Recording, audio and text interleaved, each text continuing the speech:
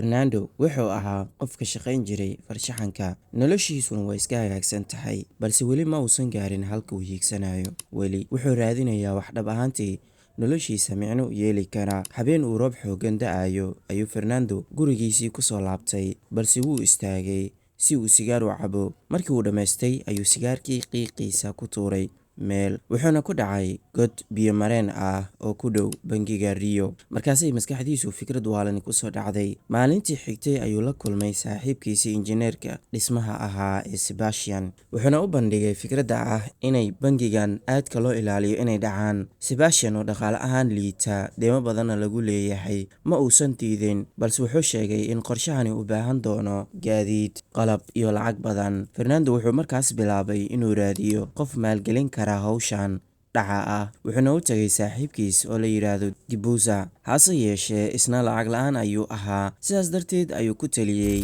in Fernando u tago Mario oo ahaa tuug xirfadle ah. Halkaas marka ay joogto waxay u wareegtay dhankaas iyo Mario maadaama uu ahaa maalgeliyaha. Habeen jabigii mugdi ahaa ayuu galay xafiis uu jabsaday Mario, wuxuuna furay sanduuq lacag lagu kaydiyo isagoo aan xitaa walwal ka muujin. Waxay ahayd caddayn in dhaca yaryar sidan oo kale uusan wax dhib ah u lahayn Mario. Maalintii xigtay ayuu Fernando kula kulmay Mario kafeteriyada, wuxuuna uga warramay fikradihiisa. Mario markii hore xiise badan uma hayn, balse Fernando ayaa ku qanciyey isagoo ku yidhi, haddii aan tan ku guulaysano mar dambe uma baahan doono inaan wax dhacno. Fernando ayaa Mario geeyey isla goobtii bangiga, wuxuuna xarig cabir ah ku dhex tuuray godka biyo mareenka ku yaal. Labadooduna waxayna galeen dhulkii hoose si ay u eegaan cabirka hoose. Markii ay qiyaas sameeyeen, Fernando wuxuu ku yidhi, waxaa inaga xiga 18 mitir oo keliya si aan u noqono milyaneero. Kadib Fernando, Mario iyo Dibuza ayaa isugu yimi si ay uga wada hadlaan dhaca. Qorshuhu waxa uu ahaa inay qodaan tunnel ama god hoose oo bangiga geli kara, balse dhibaato aan sidaa u weynayn baa jirtay. Qolalka oo dhan waxay lahaayeen dareemayaal awooda inay fahmaan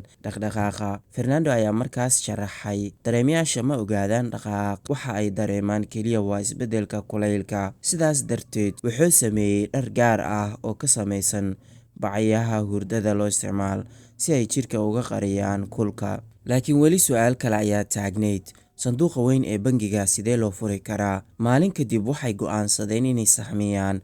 Fernando wuxuu sawiro ka qaaday baakinka bangiga ka hor intuusan gudaha u galin, waxaana la socday saaxiibkiis Sebastian oo iska dhigay qof akoon furanaya, halka Fernandona uu sawiro ka qaadayo gudaha. Nasiib darro, ilaalada bangiga ayaa ka shakiyey Fernando, waxaana la geeyey qol hoose ku yaalay si wax looga weydiiyo. Fernando wuxuu fursaddan uga faa'iidaystay inuu si fiican isaga fiiriyo qolalka sanduuqyada. Si markaad u fiirsan waxaadba dareemi kartaa in qorshahoodu ahaa in qolyaha ammaanka ama ilaaladu qabtaan kana shakiyaan Fernando. Markii alaabtiisii la baaray, wax sawiraa lagama helin maxaa yeelay Fernando markiiba memory card-ka uu ka saaray. Dabadeed isaga iyo Sebastian-na waxay sameeyeen naqshadda dhulka bangiga iyagoo adeegsanaya xusuustooda iyo sawiradii ay soo heleen. Qorshu wuxuu noqday inay ka galaan qol yar oo gaar ah si ay u hubiyaan masaafooyinka. Waxay adeegsanayeen baaskiil iyaga oo tiriya mar kasta oo taayirada baaskiilka wareegsado, ayna ku xisaabeen inta mitir ee u dhaxaysa godka iyo bangiga. Fernando wuxuu adeegsaday aqoontiisa xisaabta si uu u qiyaaso xagasha saxda ah ee tunnelka loo qodi karo. Waxa kale oo ay ogaadeen in lacagta ay dhacayaan ay caymis ku jirto, taasoo micnaheedu tahay in khasaaraha keliya uu gaarayo bangiga, ma ahan dadka lacagta ku shubtay. Xilli habeen ah ayay Fernando iyo kooxdiisu waxay galeen godka hoose, waxayna bilaabeen inay qodaan tunnelkii. Subaxii xigtayna waxay shaqaaleysiiyeen nin kale oo la yiraahdo Albert, kaasoo mas'uul ka ahaa gaariga lagu baxsan karo. Haddana weli arrin kale ayaa jirta, sidee loo furi lahaa 400 oo sanduuq? Dhowr tijaabo ayay sameeyeen, laakiin dhammaan suuragal ma ahan. Sidaas darteed Fernando wuxuu soo jeediyey in sanduuqyo laga kiraysto laan kale oo bangiga ah si ay u bartaan sida uu u shaqeeyo kahor inta aysan dhaca geysan. Maalintii xigtayna Mario wuxuu aaday laan kale oo isla bangiga ka tirsan si uu u kiraysto sanduuq lacagta lagu kaydiyo. Markii loo furayay ayuu si taxadar leh u fiirsanayay sida qufulka u shaqeeyo. Intaa kadibna saaxiibayaal, Mario iyo saaxiibkiis waxay xadeen gaari fan ah. Xadowle ma lagu jira kama la yaabay. Waxayna u tageen Albert, halkaas ayna wada joogeen dhowr daqiiqo. Kadib booliiska ayaa yimid. Cabsi ayay dareemeen, laakiin nasiib wanaag Albert iyo xaaskiisii ayaa isla markiiba yimi. Waxayna booliisku sheegeen in raggaas yihiin saaxiibadooda. Kooxduna waxay sii wadeen qodista tunnelka. Xilli habeen ah, Fernando wuxuu booqday saaxiibtiisa iyagoo iska daawanaya xidigaha lana sheekeysanaya. Wuxuu yidhi, sidee nalka xidigaha sanado badan qaata ka hor intuusan dhulka soo gaarin, taasoo micnaheedu yahay in mararka qaar waxa aan u malayno inay jiraan horeyba ay u dabar go'een, yacni ma jiraan. Balse hadalkaas ayuu fikrad cusub ka dhex helay. Wuxuu isla markiiba u booday guriga Mario, wuxuuna ku yidhi, waxaan helay xal. Fernando wuxuu sharaxay in bangiga si adag loo ilaaliyo labada xili, markuu furan yahay iyo markuu xiran yahay, balse mid waliba xili gaar ah ayuu leeyahay. Laakiin ma jiro qorshe difaac oo labadaba isku mar uga hortagaya. Qorshihiisu wuxuu ahaa inay bangiga ka galaan albaabka hore intuu furan yahay, maadaama kaydka markaas uu furan yahay. Sidaas ayayna uga fogaanayaan alaarmiyada iyo dareemayaasha leesarada. Booliiskuna waxay u qaadan doonaan inay yihiin tuugo yaryar oo lacag yar u yimi. Wuxuu rabay in qof walba u maleeyo in albaabka hore ka bixi doonaan si aan xitaa looga shakinin tunnelkooda. Mario aad ayuu la dhacay qorshahan cusub. dabcan waxaan soo xasuustay filimkii Money Heist. Maalintii xigtay waxay ahayd maalintii dhaca. Kooxda siday u dhan yihiin waxay ka fogaadeen tixraaca. Sebastian wuxuu joogay godka hoose ama tunnelka, halkaasoo uu shaqadiisu ka bilaabay. Fernando iyo intii kalena bangiga ayay galeen si ay u ekaadaan macaamiil caadiya ka hor inta aysan facemaskyada iyo baskooladoodu la soo bixin.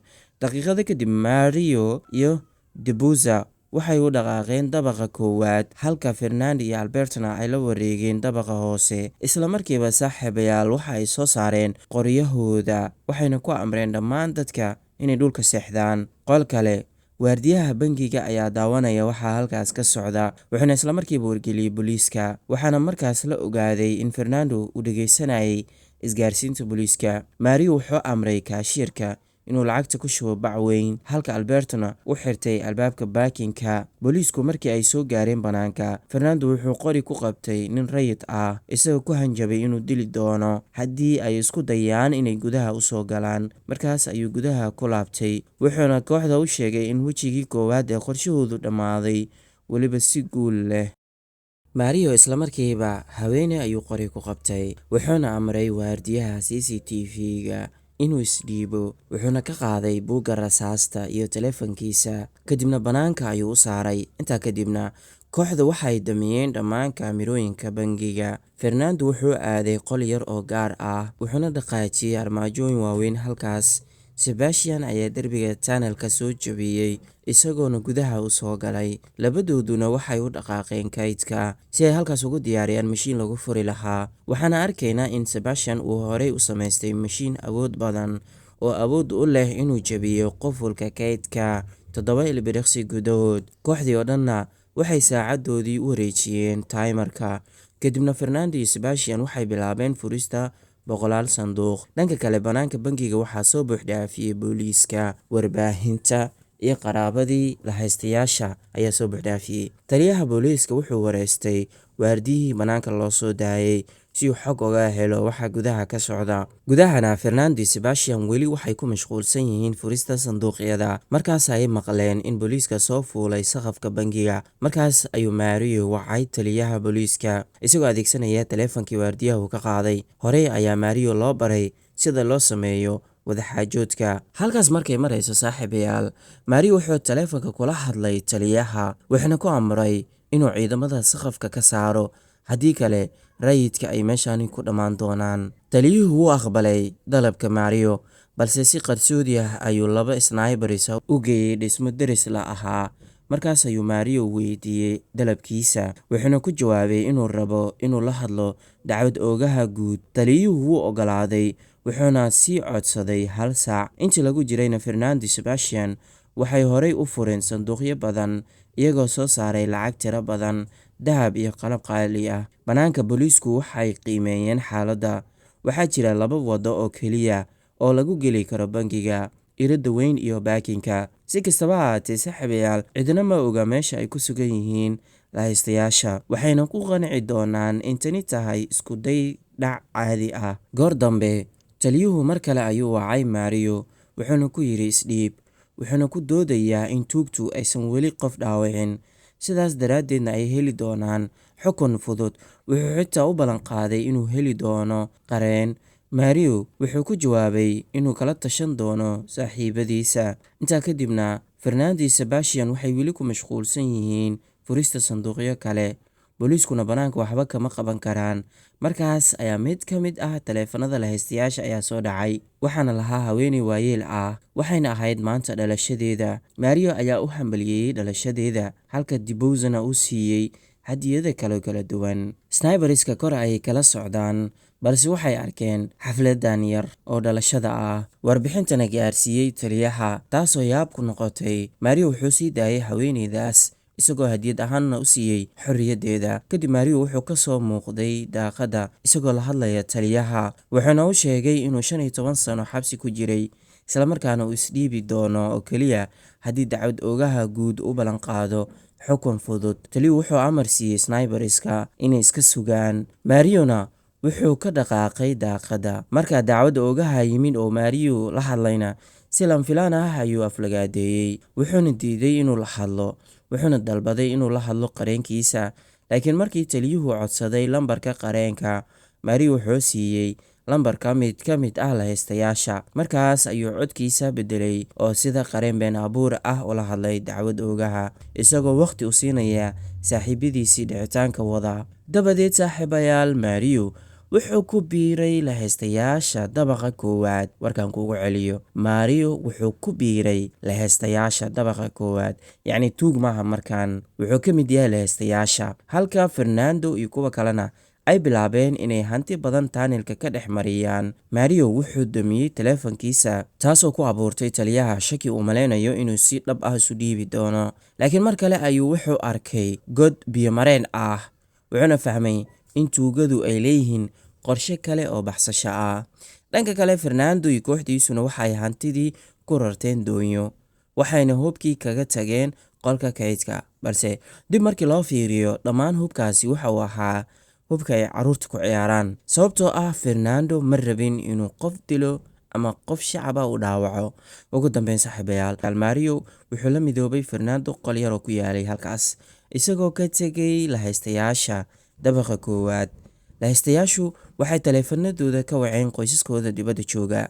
Booliiskuna waxay ciidamo geliyeen biyo-mareenka iyo bangiga hore. Fernando iyo Mariona si degdeg ah ayay u tirtireen raadkii tunnelka, waxayna ku biireen saaxiibadoodii doonta. Ogow, Fernando hore ayuu usii qiyaasay in booliisku heli doonaan biyo-mareenka, saas darteedna waxay hore usii samaysteen barkad si biyuhu kor ugu kacaan, taasoo u saamaxaysa inay dhinaca kale kaga baxsadaan mooto oo doon ah. Taliyaha ayaa gaaray qolka yar iyo iridda tunnelka, halkaas oo qarax been abuur ah yaalay. Wuxuu ogaa in qaraxa iyo hubkuba yihiin waxyaabo feeg ah, balse waqtigii ayaaba ka dhammaaday. Tuugtuna hore ayay u baxsadeen. Marka ay baxsadeenna kadib, Fernando iyo kooxdiisu waxay gubeen qalabkii oo dhammaystiran, waxayna u safreen guriga Albert, halkaasoo ay si siman u qaybsadeen lacagtii.